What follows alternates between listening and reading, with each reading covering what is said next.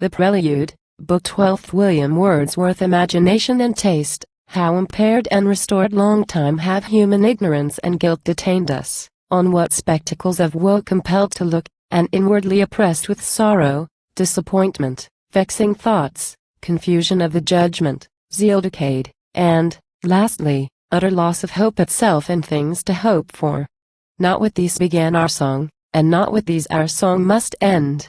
Ye motions of delight, that haunt the sides of the green hills, ye breezes and soft airs, whose subtle intercourse with breathing flowers, feelingly watched, might teach man's haughty race how without injury to take, to give without offense. Ye who, as if to show the wondrous influence of power gently used, bend the complying heads of lordly pines, and, with a touch, shift the stupendous clouds through the whole compass of the sky. Ye brooks, muttering along the stones, a busy noise by day, a quiet sound in silent night. Ye waves, that out of the great deep steal forth in a calm hour to kiss the pebbly shore, not mute, and then retire, fearing no storm. And you, ye groves, whose ministry it is to interpose the covert of your shades, even as asleep, between the heart of man and outward troubles, between man himself, not seldom, and his own uneasy heart. Oh, that I had a music and a voice harmonious as your own, that I might tell what ye have done for me. The morning shines, nor heedeth man's perverseness. Spring returns, I saw the spring return, and could rejoice, in common with the children of her love, piping on boughs, or sporting on fresh fields, or boldly seeking pleasure nearer heaven on wings that navigate cerulean skies. So neither were complacency, nor peace, nor tender yearnings, wanting for my good through these distracted times. In nature still glorying, I found a counterpoise in her, which, when the spirit of evil reached its height, maintained for me a secret happiness.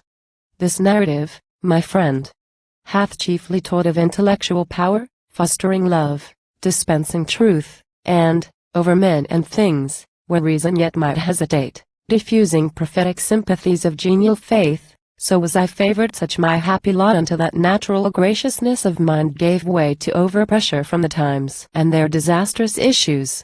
What availed, when spells forbade the voyager to land, that fragrant notice of a pleasant shore wafted, at intervals, from many a bower of blissful gratitude and fearless love? Dare I vow that wish was mine to see, and hope that future times would surely see, the man to come, parted, as by a gulf, from him who had been. That I could no more trust the elevation which had made me one with the great family that still survives to illuminate the abyss of ages past, sage, warrior, patriot, hero. For it seemed that their best virtues were not free from taint of something false and weak, that could not stand the open eye of reason. Then I said, Amperson quo. Go to the poets, they will speak to thee more perfectly of purer creatures. Yet if reason be nobility in man, can aught be more ignoble than the man whom they delight in, blinded as he is by prejudice, the miserable slave of low ambition or distempered love? Amperson quo. In such strange passion, if I may once more review the past, I ward against myself a bigot to a new idolatry, like a cowled monk who hath forsworn the world, zealously labored to cut off my heart from all the sources of her former strength. And as, by simple waving of a wand, the wizard instantaneously dissolves palace or grove, even so could I unsoul as readily by syllogistic words those mysteries of being which have made, and shall continue evermore to make, of the whole human race one brotherhood. What wonder, then, if, to a mind so far perverted, even the visible universe fell under the dominion of a taste less spiritual, with microscopic view was scanned, as I had scanned the moral world? O soul of nature, excellent and fair, that didst rejoice with me, with whom I, too, rejoiced through early youth, before the winds and roaring waters, and in lights and shades that marched and countermarched about the hills in glorious apparition, powers on whom I daily waited, now all eye and now all ear, but never long without the heart employed, and man's unfolding intellect, O soul of nature, that, by laws divine sustained and governed, still dost overflow with an impassioned life. What feeble ones walk on this earth? How feeble have I been when thou wert in thy strength!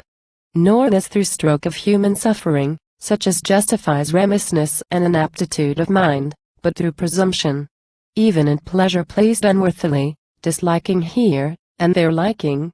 By rules of mimic art transferred to things above all art. But more, for this, although a strong infection of the age, was never much my habit, giving way to a comparison of scene with scene, bent overmuch on superficial things, pampering myself with meager novelties of color and proportion. To the moods of time and season, to the moral power, the affections and the spirit of the place, insensible. Nor only did the love of sitting thus in judgment interrupt my deeper feelings, but another cause, more subtle and less easily explained, that almost seems inherent in the creature, a twofold frame of body and of mind. I speak in recollection of a time when the bodily eye, in every stage of life the most despotic of our senses, gained such strength in me as often held my mind in absolute dominion. Gladly here, entering upon abstruser argument, could I endeavor to unfold the means which nature studiously employs to thwart this tyranny, summons all the senses each to counteract the other, and themselves, and makes them all, and the objects with which all are conversant, subservient in their turn to the great ends of liberty and power. But leave we this, enough that my delights, such as they were sought insatiably. Vivid the transport, vivid though not profound. I roamed from hill to hill, from rock to rock, still craving combinations of new forms, new pleasure, wider empire for the sight, proud of her own endowments, and rejoiced to lay the inner faculties asleep. Amid the turns and counterturns, the strife and various trials of our complex being, as we grow up, such thraldom of that sense seems hard to shun. And yet I knew a maid, a young enthusiast, who escaped these bonds. Her eye was not the mistress of her heart. Far less did rules prescribed by passive taste, or barren intermeddling subtleties, perplex her mind. But, wise as women are when genial circumstance hath favored them, she welcomed what was given, and craved no more. Whate'er the scene presented to her view that was the best, to that she was attuned by her benign simplicity of life, and through a perfect happiness of soul, whose variegated feelings were in the sisters, that they were each some new delight. Birds in the bower, and lambs in the green field, could they have known her, would have loved. Methought her very presence such a sweetness breathed, that flowers, and trees, and even the silent hills, and everything she looked on, should have had an intimation how she bore herself towards them and to all creatures. God delights in such a being. For, her common thoughts are piety, her life is gratitude. Even like this maid, before I was called forth from the retirement of my native hills, I loved whate'er I saw, nor lightly loved, but most intensely. Never dreamt of aught more grand, more fair, more exquisitely framed than those few nooks to which my happy feet were limited. I had not at that time lived long enough, nor in the least survived the first diviner influence of this world, as it appears to unaccustomed eyes. Worshipping them among the depth of things, as piety ordained, could I submit to measured admiration, or to aught that should preclude humility and love? I felt, observed, and pondered. Did not judge, yea, never thought of judging. With the gift of all this glory filled and satisfied. And afterwards, when through the gorgeous Alps roaming, I carried with me the same heart, in truth, the degradation, howsoe'er induced, effect, in whatsoe'er degree, of custom that prepares a partial scale in which the little oft outweighs the great, or any other cause that hath been named. Or lastly, aggravated by the times and their impassioned sounds, which well might make the milder minstrelsies of rural scenes inaudible, was transient. I had known too forcibly, too early in my life, visitings of imaginative power for this to last. I shook the habit off entirely and forever, and again in nature's presence stood, as now I stand, a sensitive being, a creative soul. There are in our existence spots of time, that with distinct preeminence retain a renovating virtue, whence depressed by false opinion and contentious thought, or aught of heavier or more deadly weight, in trivial occupations, and the round of ordinary intercourse, our minds are nourished and invisibly repaired. A virtue, by which pleasure is enhanced, that penetrates, enables us to mount, when high, more high, and lifts us up when fallen. This efficacious spirit chiefly lurks among those passages of life that give profoundest knowledge to what point, and how, The mind is lord and master, outward sense the obedient servant of her will. Such moments are scattered everywhere, taking their date from our first childhood. I remember well, that once, while yet my inexperienced hand could scarcely hold a bridle, with proud hopes I mounted, and we journeyed towards the hills. An ancient servant of my father's house was with me, my encourager and guide. We had not traveled long, ere some mischance disjoined me from my comrade. And, through fear dismounting, down the rough and stony moor I led my horse, and, stumbling on, at length came to a bottom, where in former times a murderer had been hung in iron chains. The gibbet mast had mouldered down, the bones and iron case were gone. But on the turf, hard by, soon after that fell deed was wrought, some unknown hand had carved the murderer's name. The monumental letters were inscribed in times long past. But still, from year to year by superstition of the neighborhood, the grass is cleared away, and to the sour the characters are fresh and visible. A casual glance had shown them, and I fled, faltering and faint, and ignorant of the road. Then, reascending the bare common, saw a naked pool that lay beneath the hills, the beacon on the summit, and, more near, a girl, who bore a pitcher on her head, and seemed with difficult steps to force her way against the blowing wind. It was, in truth, an ordinary sight. But I should need colors and words that are unknown to man, to paint the visionary dreariness which, while I looked all round for my lost guide, invested moorland waste and naked pool, the beacon crowning the lone eminence, the female and her garments vexed and tossed by the strong wind.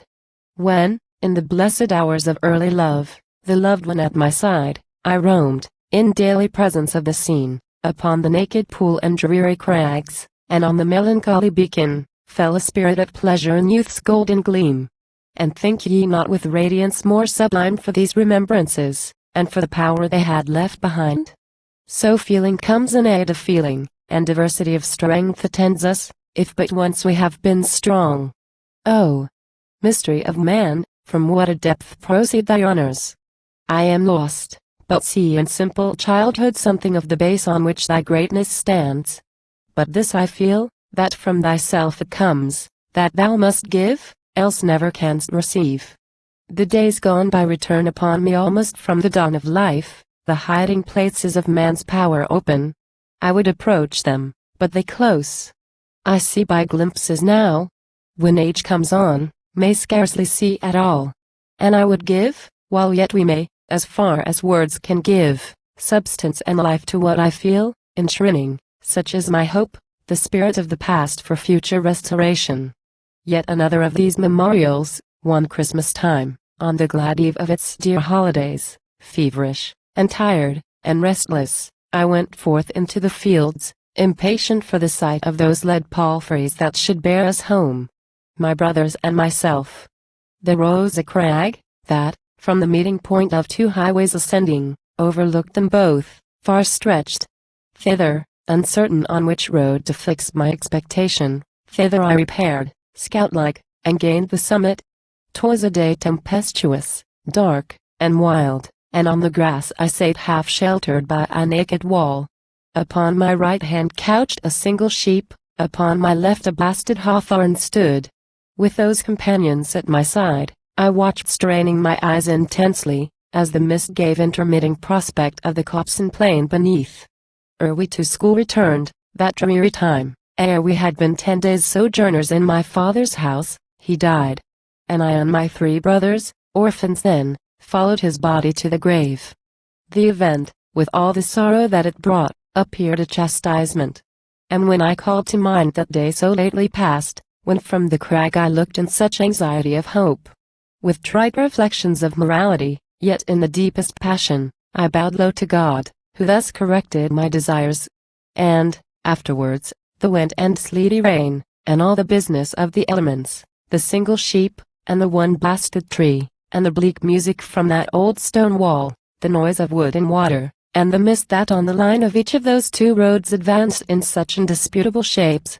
All these were kindred spectacles and sounds to which I oft repaired, and thence would drink, as at a fountain.